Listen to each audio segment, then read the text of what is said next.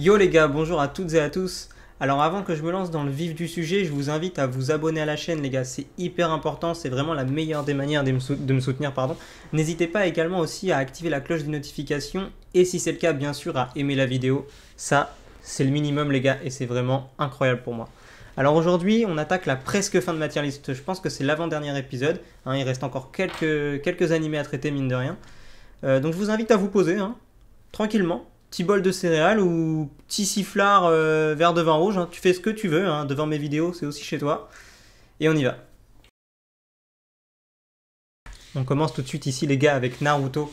Je vais combiner Naruto donc lorsqu'ils sont jeunes ainsi que Naruto Shippuden, hein, afin que ce soit plus concis, plus court, plus rapide. Donc ici on a une œuvre, non pardon un chef-d'œuvre hein, évidemment, réalisé par Masashi Kishimoto, hein, un génie de son genre.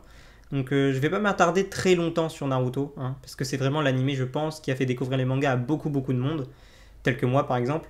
Donc pas de speech particulier, on va aller droit au but pour le synopsis. Vous allez suivre le petit orphelin Naruto, évidemment. Un seul objectif dans ce monde de ninja, devenir Hokage, le chef du village. Voilà. Pas de blabla, on continue. Donc selon moi l'histoire elle est magnifiquement écrite, hein. Tous les personnages ont la leur, bouleversement, retournement de situation, animation de combat incroyable, bref c'est génial. Donc vous en avez, à mon avis, pour des jours, voire des mois de visionnage, hein, si vous voulez tout mater, mais c'est du pur plaisir de A à Z. Vous avez 220 épisodes lorsqu'ils sont jeunes, donc l'anime Naruto, contre 500 pour Naruto Shippuden, il me semble. Je vais pas mettre en avant une bande-son ou un opening plus que les autres, hein, ils sont tous géniaux, que ce soit opening, ending, hein, je vais pas tous les citer, il y en a tellement. Donc bref, vraiment, si vous avez regardé Naruto de A à Z et que vous n'aimez pas, expliquez-moi, j'aimerais savoir comment c'est possible déjà. Et bah voilà les gars, Naruto c'est... Naruto... Ah oui c'est vrai, on va mettre Naruto Shippuden et Naruto. On va mettre les deux ensemble les gars, on va les coller. Bien que les deux œuvres hein, peuvent être dissociées. Bon, allez, on passe à la suite. J'étais obligé les gars de continuer la vidéo avec Boruto. Si vous n'avez pas fini Naruto, je vous conseille de passer à l'anime suivant car si vous l'avez pas compris, Boruto en est la suite. Et là, ça va faire débat car vous les détracteurs là, qui crachez sur Boruto, j'espère que vous allez vous en mordre les doigts et que dès que l'animation, ça va bien suivre le manga, ça va tout claquer. Bon, ici, c'est pas Masashi Kishimoto hein, au scénario, il supervise seulement, c'est Kodashi Yukio qui le remplace, mais ça va très bien faire le taf, vous inquiétez pas.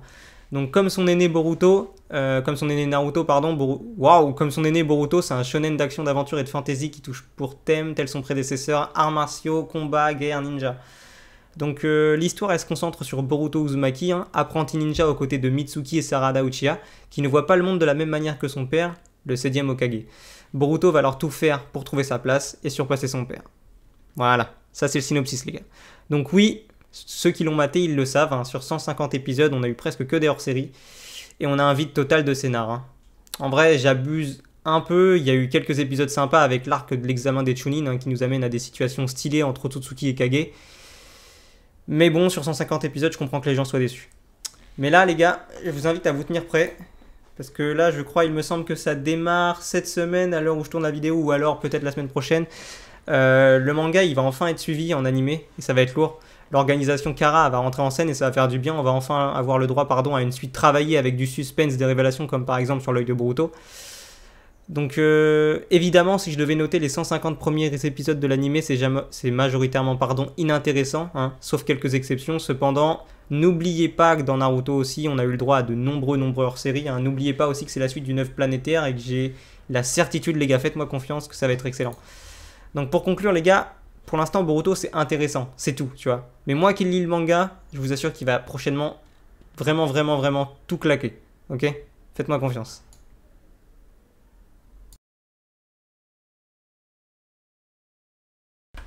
Code Geass, les gars. Cet animé, il date bien de 2006, il me semble, et pourtant, je l'ai découvert que pendant le confinement sous les conseils d'un ami, très connaisseur. Alors, Code Geass, Angakyu no Lelouch, de son nom original, touche pour genre action, science-fiction, drame psychologique, romance, surnaturel, thriller et pour thème école, guerre, méca, militaire, politique, pouvoir psychique et vengeance. Ça en fait les gars des trucs. Alors bien que le côté méca, robot, hein, si vous avez pas compris, donc le côté méca, etc. a tendance à me répugner en temps normal. Hein, j'aime pas regarder ça. Mais là ça passe tout seul. Il y en a ni trop ni pas assez. Et honnêtement, c'est pas vraiment ça qu'on retient dans l'anime. Donc en avant pour le résumé les gars, il est assez long et celui-là je vous invite à bien l'écouter hein, parce qu'il est assez complet. Allez c'est parti. Le 10 juin 2010 du calendrier impérial, le nouvel empire de Britannia a écrasé les forces japonaises et a conquis le pays en moins d'1 mois grâce à ses mechas nommés Nightmare. Donc le Japon a perdu sa liberté et a été renommé Zone 11, tandis que les Japonais ont perdu leur identité et sont appelés Eleven. Ces derniers ils sont forcés de vivre dans des ghettos tandis que les colons britanniens occupent la majeure partie du territoire. Alors pourtant il y a des mouvements rebelles qui naissent et les nationalistes japonais ils continuent la lutte pour l'indépendance. Un jeune homme, nommé Lelouch, le protagoniste principal évidemment, s'est juré de détruire l'empire de Britannia depuis que son père, l'empereur lui-même, n'a rien fait pour pourchasser les terroristes qui ont tué sa mère et estropié sa jeune sœur. 7 ans plus tard, lors d'une altercation entre les deux camps, il rencontre un groupe de rebelles, Eleven, qui ont volé un secret militaire, une mystérieuse jeune fille. En entrant en contact avec elle, Lelouch obtient le GIS, d'où le nom, code GIS évidemment les gars. Un pouvoir qui lui permet de contrôler la pensée de toutes les personnes qui croisent son regard mais qui ne fonctionne qu'une seule fois sur chacune d'elles. Donc grâce à ce pouvoir, Lelouch il va pouvoir mener le combat qu'il a toujours voulu mener, contre Britannia et poursuivre ses deux rêves, venger sa mère et créer un monde où sa sœur pourra vivre en paix. Voilà. Donc les gars, si je me trompe pas, il y a 5 opening ending en tout. Honnêtement, je m'en souviens pas trop. Hein. Je vais quand même vous les mettre lors du montage. Une fois de plus, et c'est pour ça que j'aime cet animé, Lelouch, le protagoniste comme je vous l'ai dit, c'est un personnage doté d'une intelligence de malade, vraiment développé, tu vois, à l'image de Light dans Death Note. Il a un but bien défini et il va tout faire pour y arriver. C'est ça qu'on aime, tu vois. Alors entre action, retournement de situation et manipulation, tous les friands de suspense, donc, comme moi par exemple, vous allez apprécier, c'est sûr. Il est excellent, il est à voir de suite. Si vous voulez aussi, il y a aussi 2 ou 3 films, il me semble. Hein. Je vais vous les mettre de toute façon. Allez, c'est carrément un excellent pour Code Geass, les gars. Là, les gars, on s'attaque à l'animé qui a la plus grosse fanbase du moment, je pense, SNK, l'attaque des titans, Shingeki no Kyojin. Honnêtement, c'est sûrement l'animé le plus attendu. Hein. La saison 4, elle arrive et on va très probablement être tous retournés, je pense. Alors peut-être que comme moi, vous avez attendu très longtemps avant de le commencer à le mater parce que tout le monde en parlait et généralement, moi j'aime pas trop ça. J'apprécie pas en règle générale quand une œuvre ou peu importe ce que c'est trop mis en avant, tu vois. Mais là, ça valait le coup et évidemment, je regrette de ne pas l'avoir démarré avant.